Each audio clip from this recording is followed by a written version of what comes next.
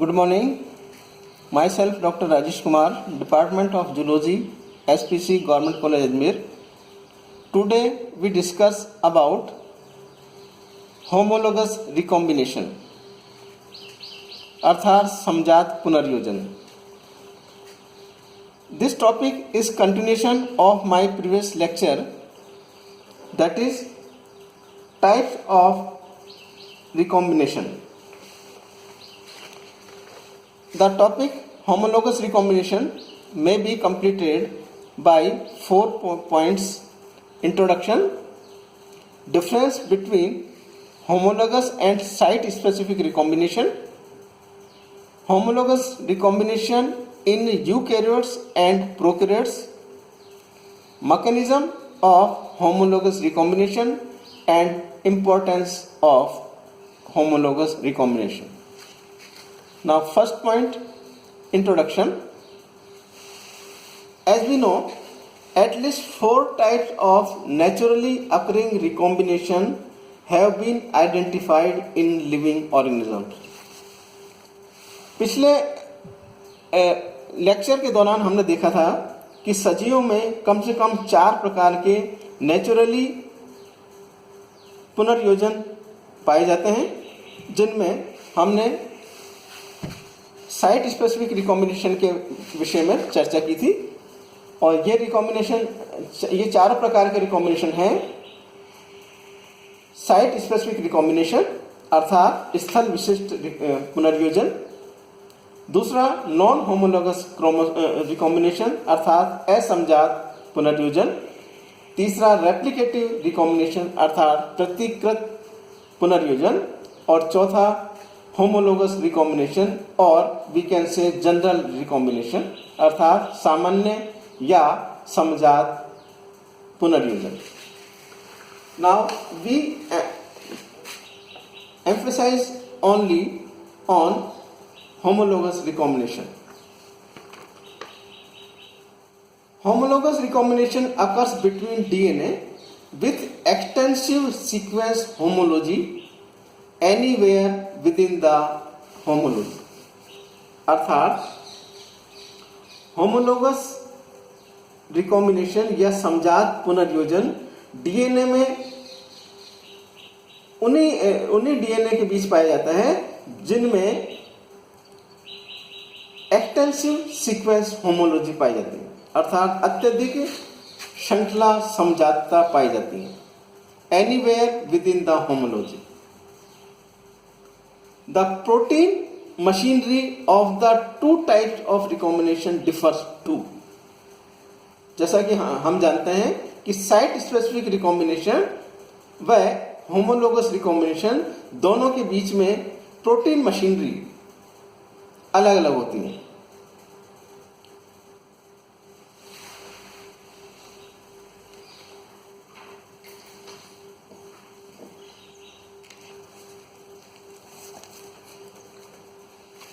The exchange of homologous region between 2 DNA molecules occurs extensively in eukaryotes during meiosis. Eukaryotes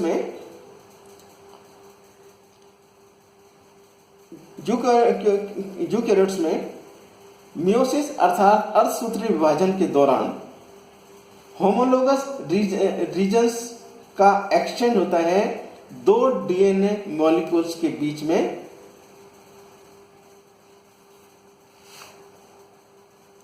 जबकि in prokaryotes RecA dependent recombination involves a 4 standard Holliday intermediate which can resolve in 2 ways. जबकि prokaryotes में RecA dependent recombination पाया जाता है जिसमें 4 standard Holliday intermediate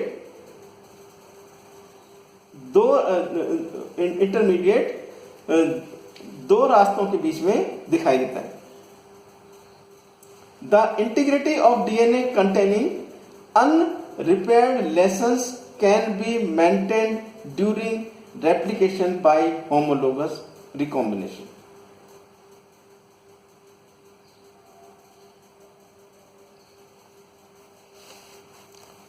also known as general recombination. As we know, homologous recombination, also known as general recombination.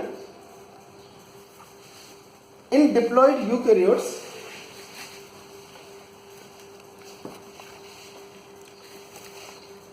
this commonly occur during meiosis. द्विगुणित eukaryotes में यह अर्धसूत्री विभाजन के दौरान देखा जाता है. When the homologous duplicated chromosomes line up in parallel in metaphase first. Metaphase first के दौरान होमोलोगस डुप्लीकेटेड क्रोमोसोम्स एक लाइन में आ जाते हैं, वहां पर होमोलोगस रिकॉम्बिनेशन को देखा जा सकता है. And the non sister chromatid exchange equivalent sections bye crossing over. और नॉन सिस्टर क्रोमेटिड्स के बीच में क्रॉसिंग ओवर दिखाई देता है. After meiosis is complete, the resulting haploid gametes contain information derived from both maternally and paternally inherited chromosomes. अर्धसूत्री विभाजन के समापन के बाद के परिणाम स्वरूप जो हैप्लॉइड गैमेट्स बनते हैं, उनमें माता व पिता दोनों प्रकार के क्रोमोसोम्स के बीच में इंफॉर्मेशन पाई जाती है. Thus ensuring that an individual will inherit genes from all four grandparents. इस प्रकार जो ऑफस्प्रिंग बनेगा या इंडिविजुअल बनेगा, उसमें चारों प्रकार के ग्रैंड पेरेंट्स के लक्षण विद्यमान होंगे. Now homologous recombination in prokaryotes. Haploid bacteria perform recombination. अगणित बैक्टीरिया में होमोलोगस रिकॉम्बिनेशन दिखाई देता है. For example, in Escherichia coli, the two homologous DNA duplicates align with each other as shown in figure first ए.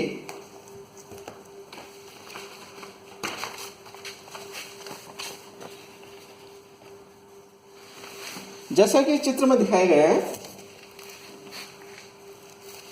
दो समजात DNA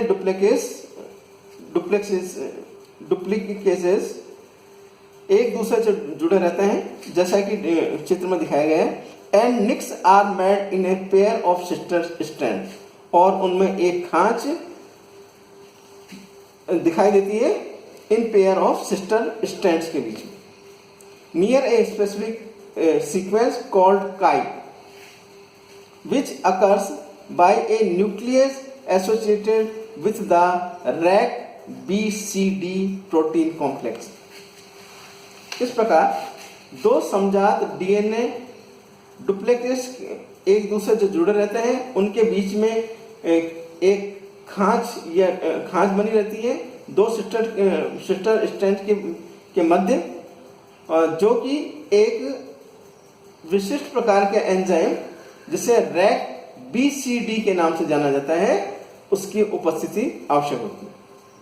the single stranded DNA carrying the fifth end of the nicks become coated in RecA protein to form RecA single stranded DNA filament.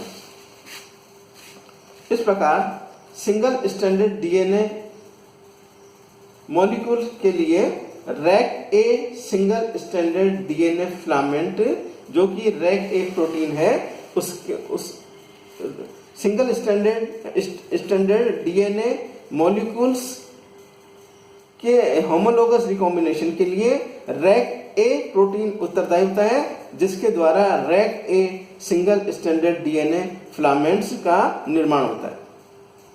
This crossover and search the opposite DNA duplex for the corresponding sequence as shown in figure first C. ये दोनों ये आपस में cross करते हैं और opposite DNA duplex,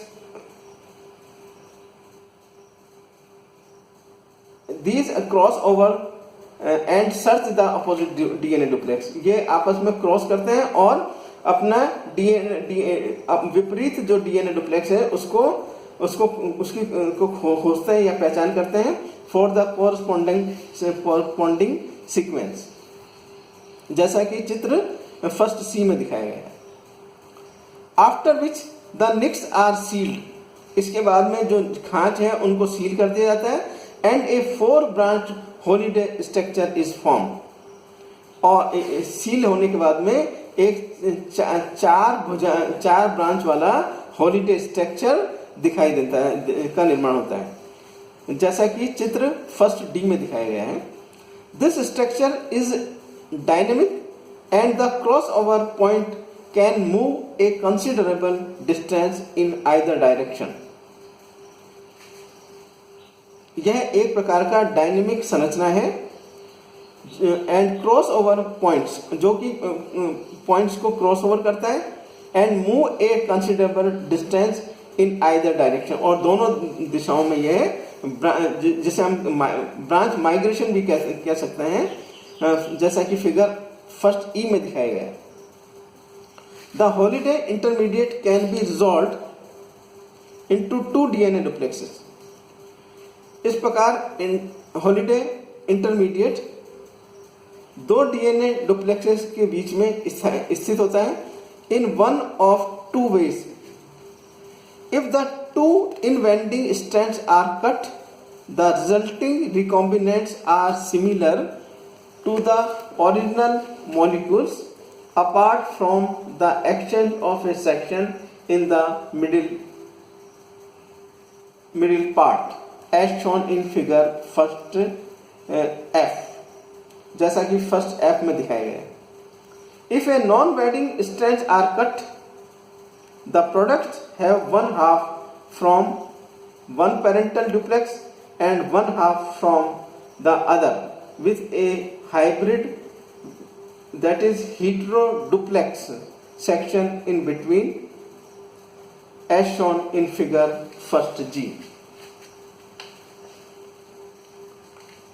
Now homologous recombination is also important for DNA replication। समजात पुनर्योजन डीएनए रिपेयर के लिए बहुत ही इंपॉर्टेंट है। It is also important for DNA repair when a replication fork encounters as unrepaired non-coding lesion. It can skip and damage section of DNA and reinitiate on the other side, leaving a daughter strand gap। इस प्रकार DNA repair के लिए समजात recombination की आवश्यकता होती है। This gap can be filled by replacing it with the corresponding section from the parental sister strand by recombination। The resulting gap in the parental sister strand can be filled easily since it cannot opposite a lesion। The original lesion can be removed later by normal excision repair। This mechanism has also been called post replication repair। इस प्रकार DNA repair में post replication repair को देखा जा सकता है और उसके लिए होमोलोगस रिकॉम्बिनेशन एक इंपॉर्टेंट फैक्टर के रूप में जाना जाता है। This mechanism has also been called post replication repair। इस प्रकार डीएनए रेप्लिकेशन में यह जो क्रियाविधि है उसे पश्चात प्रतिलिपि मरम्मत के नाम से भी जाना जाता है।